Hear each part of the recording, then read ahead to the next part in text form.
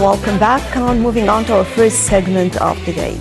Under the auspices of President Abdel Fattah el-Sisi, and also 60 days before the COP27 Climate Summit, the activities of the second edition of the Egypt ICF 2022 Forum took place or kicked off on Wednesday in the new administrative capital, gathering African ministers of finance, economy and environment. Over the phone we have Dr. Youmn Hamaki, professor of economics at Shams University. Hello. Hello, good morning. Good morning, doctor. So first of all, talking about the importance of this event taking place in the new administrative capital and the role of Egypt in boosting and supporting climate change in Africa. Actually, in the preparation of COP27 that Egypt is going to host, we are in November, inshallah.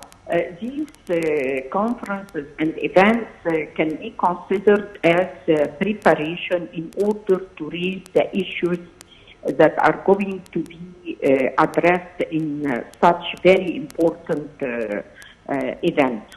I believe that what has been raised yesterday regarding the issue of finance for the African continent and many, challenges confronting, how to adjust to climate change regarding adaptation and mitigation. The issues that have been raised regarding to how extent the African continent are not responsible for climate change, since the emissions from this continent is quite low compared to the 20 countries, top 20 countries responsible for 80%, as it has been mentioned in the speech of President el-Sisi. We have 20 countries, on top of them China, United States and Europe are responsible for approximately 80% of the emission, and from here it comes that they have to assume their responsibilities towards the effects of climate change. For the continent, for African continent, we need quite well to concentrate on adaptation, and this is one of the very important message, coming from COP26 in Glasgow. The developing countries are in deep need to, address adaptation, since they are going to be affected seriously by the repercussions of climate change. And African continent can be considered one of the main countries that are going to be affected. And from here it comes that this, event yesterday had addressed these issues. First question, to how extent finance is, supportive to address the impact of climate change as adaptation for the continent. And actually the answer is quite clear that, the finance coming from developed countries are still very minimal, and they haven't even these countries that haven't been committed to what they have pledged as $100 billion, 70% only have been achieved of these pledges. So from here it comes, this is the first question, to what extent developed countries that are responsible for the climate change are going to be committed of, supporting the finance of developing countries to address the impact of climate change. So this is a very important question that should be raised and, should be discussed in COP27. The second issue actually about different types of finance and how to diversify finance coming from international organizations, from the banking sector. And when you talk about finance, actually one very important issue should be raised, which is the participation of the private sector. Because when you talk about adaptation and mitigation, you have three main pillars that should be addressed here. First pillar is about the finance. The second is about technology, because actually a very important asset is technology, and now even technology is,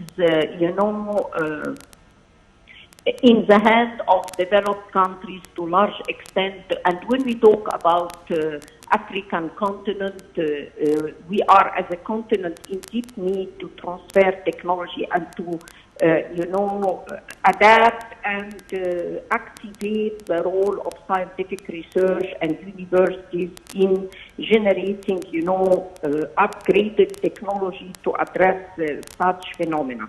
The third pillar is the role of government. Economic policies are quite important to activate and to encourage the private sector to be involved in mitigation and adaptation. So these three pillars have been addressed in this event. The banking sector, have discussed what are the main methods of diversification of types of finance, international organization, how they can help, and government to raise the role of economic policies and other policies in order to encourage the private sector. Doctor, I would like also to refer, because we are talking now about also boosting economy, talking about the mega projects taking place and the unprecedented developments taking place in Egypt on different axes. So if I'm talking, we all know today President Abdel Fattah al-Sisi is moving on to inaugurate the Olympic Village in the Suez Canal. And this is of great importance because it is not just about an Olympic Village, but it is far beyond this. Yes, actually, first of all, we have to mention a very important fact, which is all these mega projects, we have for it, first of all, environmental studies, which means that all these, and when we talk even about the city hosting, the event, new administrative capital, this city is going to be completely coping with environmental standard and intelligent city. So from here it comes that this commitment from Egypt to cope with the standard, the environmental standard, can be considered as a very important step to be taken by a developing country, because when you cope with such a standard, you are spending more, and you are the cost is more than when you neglect such standards. So this is one factor to be mentioned. The second point is when we talk about other mega projects like what you mentioned regarding Suez Canal and these areas. Egypt nowadays trying quite well to concentrate on adaptation projects. Besides what we have done as mitigation, we have BEMBAN as solar energy, we have a mega project in generating electricity from wind energy, and we are trying nowadays to diversify even the component and to increase the local content of such projects, and we are exerting quite efforts to do that. But besides, other projects in adaptation like, protecting water, rationalization using water, desalination of water. Nowadays, all new cities are referred to desalination of water, and we have projects to to address such a problem in order to protect our water and to try to rationalize using it. So all these projects, when we refer to how it has been implemented and to how extent we are coping with environmental standards, you are going to find that to a large extent Egypt, and even hosting COP27 is giving more responsibility for Egypt, not only for all projects that are done in Egypt, but responsibility for the African continent, because we assume to take the responsibility of protecting the rights of Africans and even supporting them in how to address such a very severe phenomenon, which is the climate change. Doctor, despite of all the challenges that we are facing, always Egypt is keen to carry on and to continue with all the developmental projects taking place in the whole country. And for example, talking about hosting important events and having a new Olympic village just to be qualified up to the international standards. How far can this, let's say, its impact on the Egyptian economy and attracting foreign investments and opening the way for more foreign investments coming to the country? This is a very good question, Nashwa, and I believe that nowadays our ministers, we had yesterday a very important visit from Prime Minister Dr. Mustafa Madbouli to El Fayoum to figure out and monitor projects done for Haya Karima, in order to see to how extent we are moving in a better situation for such a very important initiative.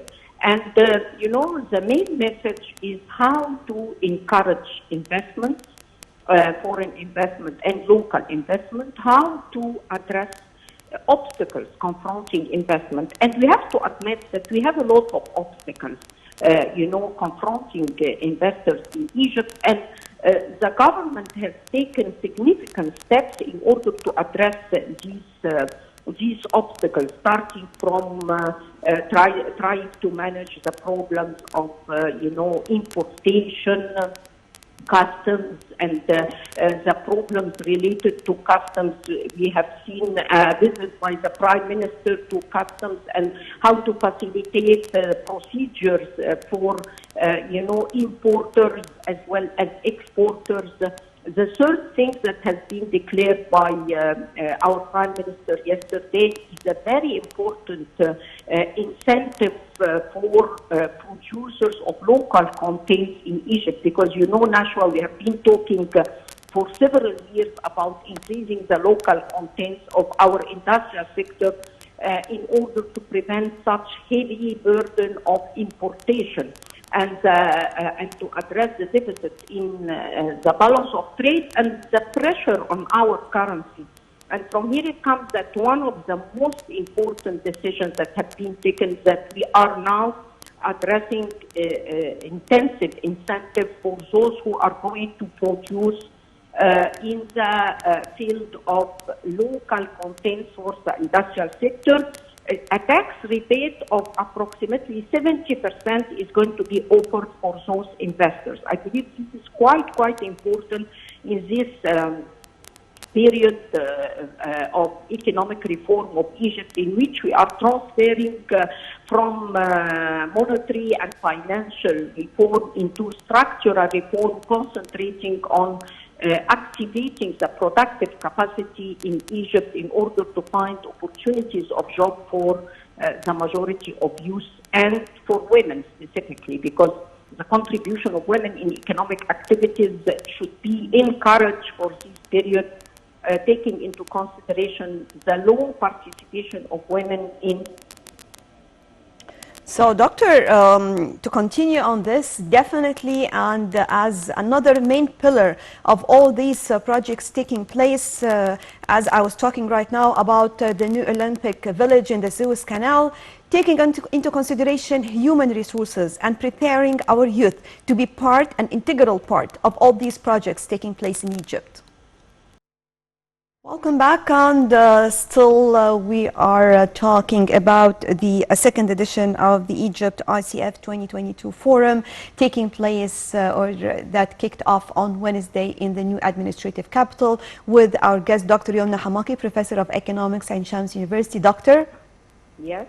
So, talking about this important event and talking also about all the preparations taken for COP27, I would like to shed the light on the role Egypt is playing right now, and we are moving on from recommendations, whether we're talking about, of course, the international level, to actually we are talking about implementations to find out more about, let's say, strategies to work on the climate change file in Egypt and in Africa, of course? Yes, this is a very important question, Nashwa, but I would like to shed some light on your previous question, which is the importance of human capital in Egypt and human resources. And nowadays, Egypt is quite, intending to have a strategy for building human resources